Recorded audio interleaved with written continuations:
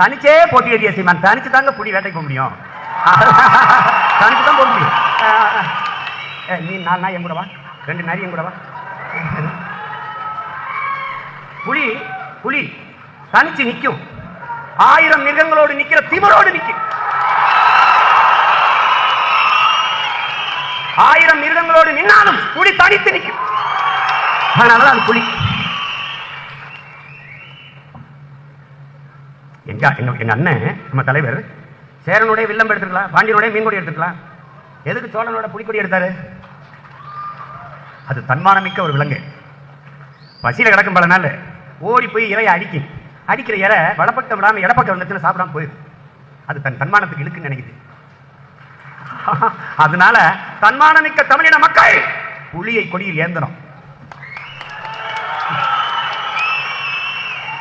நீ அந்த நிலத்தில் அந்த தாய் நிலத்தில்